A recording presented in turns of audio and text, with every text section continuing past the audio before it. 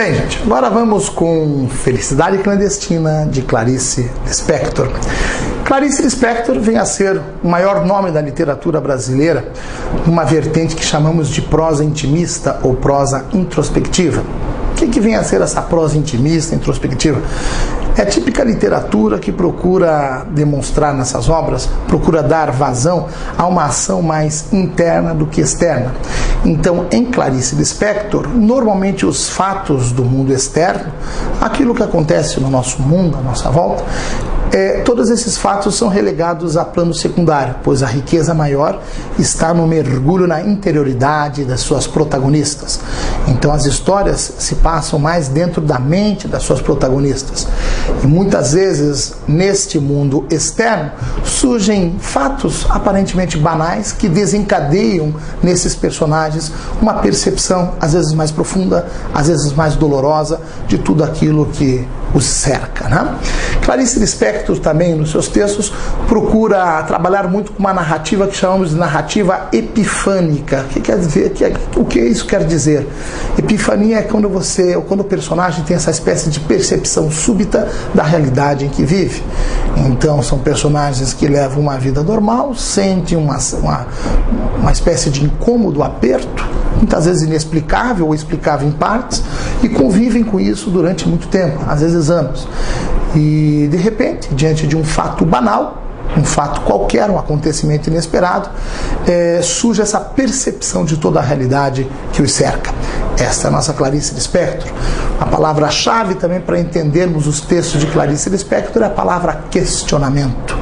Então, Clarice sempre nos lança um grande questionamento sobre a vida, sobre as pessoas, sobre a condição humana, sobre a existência e principalmente também com relação à linguagem. Então, para Clarice, a linguagem sempre era algo meio provisório, sempre era complexo se expressar plenamente por meio de palavras.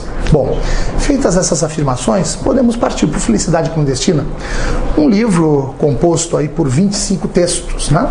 E digo textos por quê? Porque nós temos alguns textos que se configuram mais como contos, uma curta narrativa.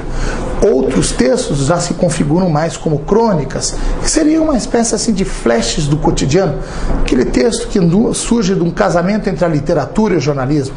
E outros textos, eles ficam tão assim limítrofes entre o conto e a crônica, que fica até difícil percebermos plenamente as diferenciações entre conto e crônica.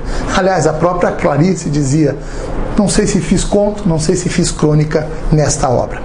Nestas histórias nós vamos ver alguns traços autobiográficos, ou seja, Clarice se mostra nas suas obras, como é o caso do conto que leva o nome do livro, né, Felicidade Clandestina, em que vamos ver Clarice menina nas ruas de Recife. Ou então outros contos, vamos ver Clarice Lispector como mãe, no conto lá também Esperança.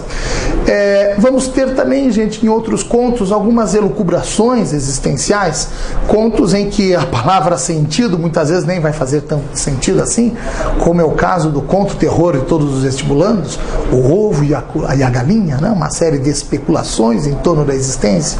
Enfim, gente, também teremos um conto como A Quinta História, em que há uma grande discussão sobre o próprio fazer literário, como escrever, enfim, uma narrativa. Esta é a nossa Clarice, então, que nesses contos demonstrará esse questionamento existencial. Já em outros nós vamos perceber claramente esta situação de epifania, quando o personagem tem essa percepção súbita da realidade. E também, por muitas vezes, na ótica dos seus protagonistas, até infantis, depois a narradora adulta, né, vai também perceber com muitas coisas que se mostravam na infância e iam acompanhando também aí depois todo o adulto que se fez em anos posteriores. Então, esta é a nossa Clarice Lispector em Felicidade Clandestina.